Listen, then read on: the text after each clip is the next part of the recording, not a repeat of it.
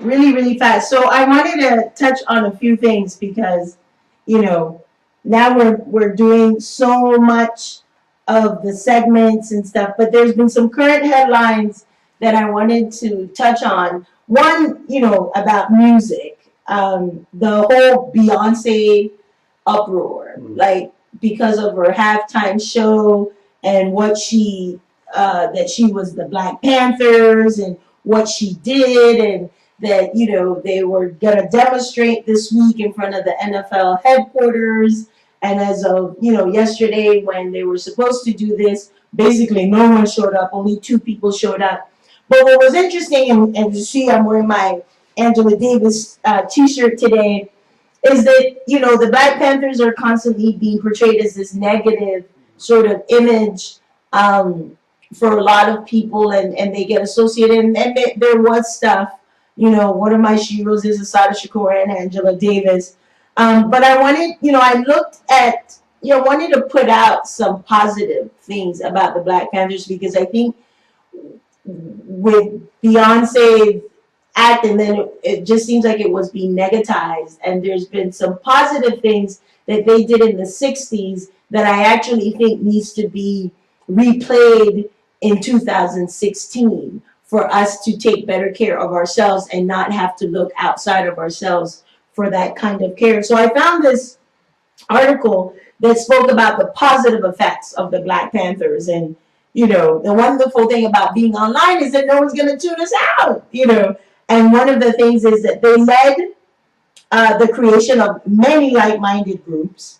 They created free breakfast for children, a free breakfast children's program in January of 1969, which fed 10,000 kids a day.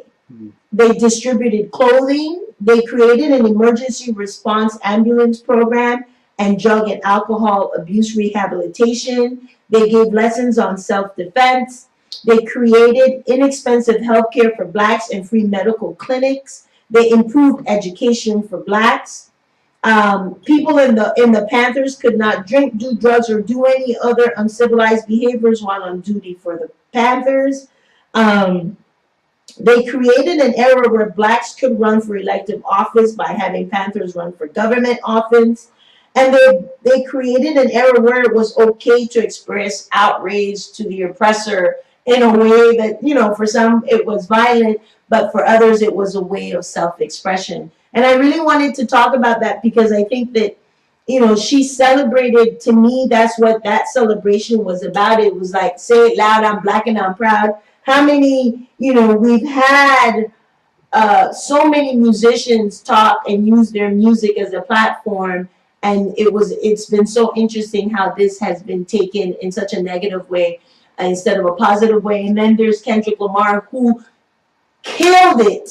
I don't watch these shows, but I wanted to watch him. Killed it in the Grammys with his song, We're Gonna Be All Right. And we're gonna be all right. We're gonna be all right. Because, right now we're under a lot of, the limelight and some of the things that are happening to us.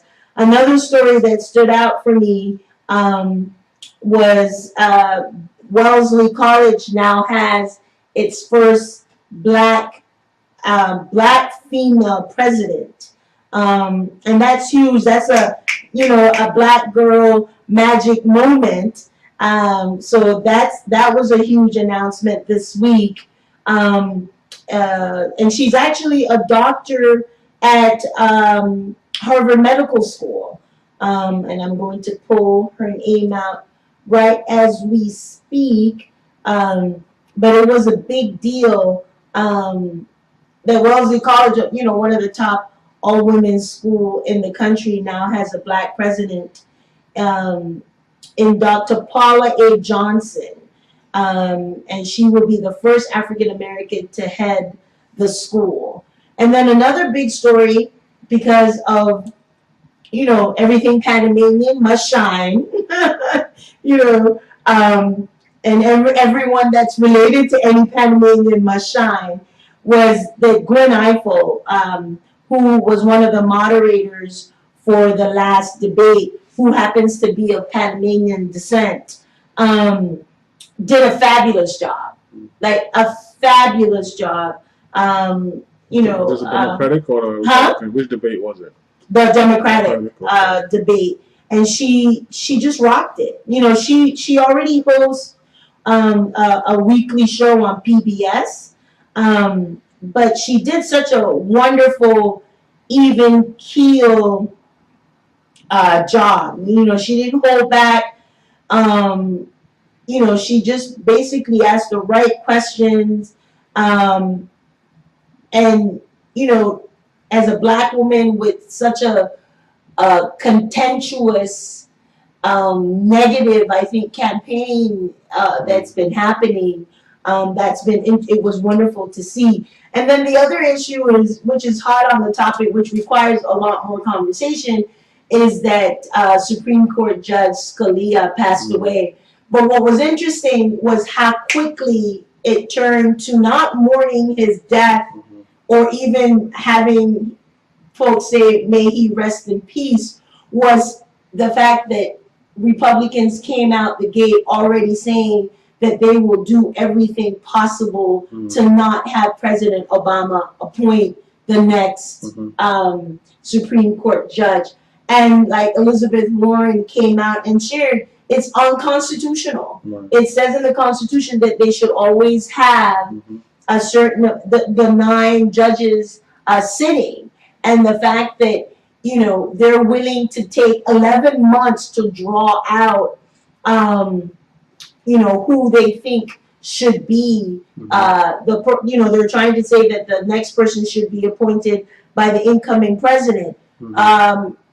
Why can't it be now? Like, why can't he do it? And to me, that is then showing a level once again of racism towards President Obama.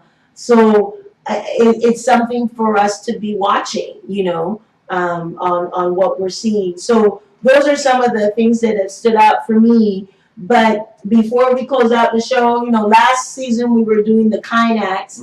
Now I'm gonna call them grounding acts of the week. So what has happened in the last week, since last Wednesday, that has grounded you in your good stuff, in your soulful stuff for you? Well, I mean, I've always been pro women. I was brought up by women. So seeing all these things that ladies are doing, and you know, the president, and then you know, the Wesley College, who got the first female president, black president anyway, and Beyonce speaking her mind, you know, in regards to our halftime performance, you know, with that. So it's just seeing, you know, females taking their rightful place. Absolutely. And it is, you know, and guys may not like what I'm saying, but at the end of the day, the woman runs the household. And if she knows how to, you know, take care of a man, we want you guys to lead, because from the day we're born, we're right here in your bosom. You know, so I'm pleased to see that, you know, the woman is stepping up and doing what she needs to do, so we can be better and move forward. Well, that's Africana womanism at its best, because you know, folks, you know, talk about feminism, but Africana womanism, black women, we need to stand in our place and take our place, which we are doing, and we're hoping to do. We do it on a daily basis, and Saturday we're gonna just do it in an extra form.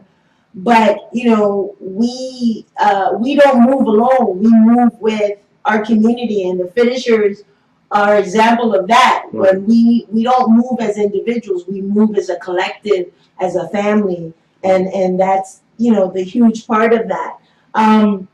For me, grounding acts have been, you know, the continued energy from the finishers. And also my poetry book at home.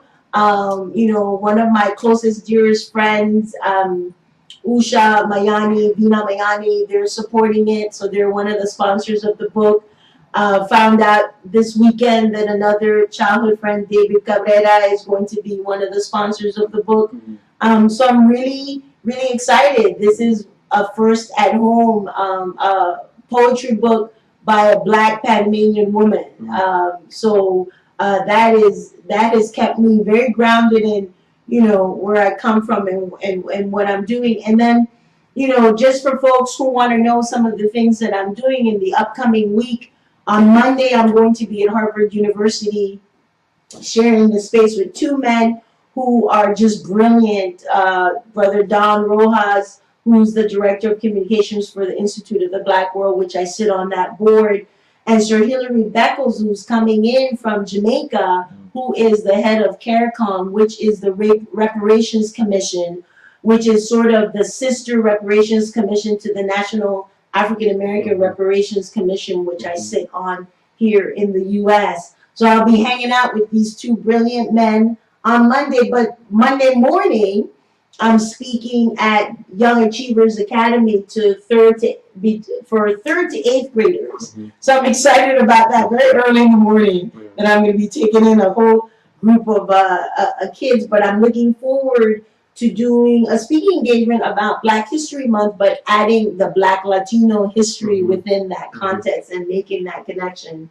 So that's Monday. Thursday, I'm speaking at Cambridge High School for Black History Month. Mawakana, who has been a guest on the Soulful Afro show, is now a principal there. So I will be joining her to do some of my poems and just share with the kids.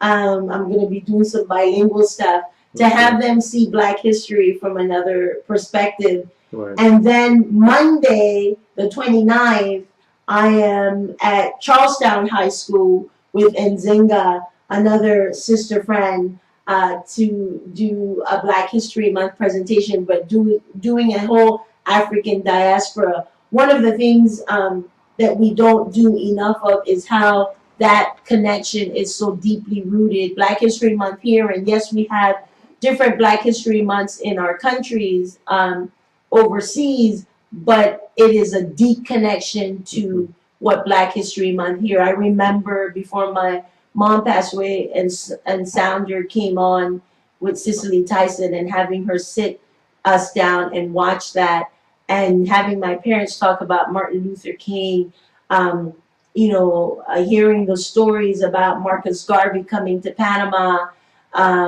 just recently finding out that Paul Robeson had also, spent some time in Panama. So Panama is deeply connected to a U.S. Black history context, good and bad, because, we had the American territory with the Jim Crow. But for me, it is my celebration month, even though I wasn't born here, because I know the history so well. So I thank you all for tuning in this week to the Soulful Afro show. Thank you to Shaidia Caldwell for joining me, Black Girl Magik. Looking forward to seeing you on Saturday, sis. Looking forward to sharing the space with you. Her energy has been so wonderful in the planning. She's so soft and so gentle. So I'm sure this workshop is going to be amazing. Thank you to Bruce and Lindsay for joining me for the Finishers Fit Club. Much admiration. Looking forward to next week's finishers who will join us. Not sure who yet, but hopefully they're tuning in and we're going to figure that out. Soulful Afro is about lifting each other up, lifting you up, and I hope that we have done just that today, and you will be back to tune in next week. I shared earlier that one of my favorite CDs for the year won Best R&B video, and it's D'Angelo Black Messiah, and he had this wonderful song on the van and D'Angelo and the Vanguard, and I just wanted to close out the show with that. I love the beat, I love the energy, I love the lyrics. So see you next week. Tune in to another edition of the Soulful Afro show with Yvette. Peace.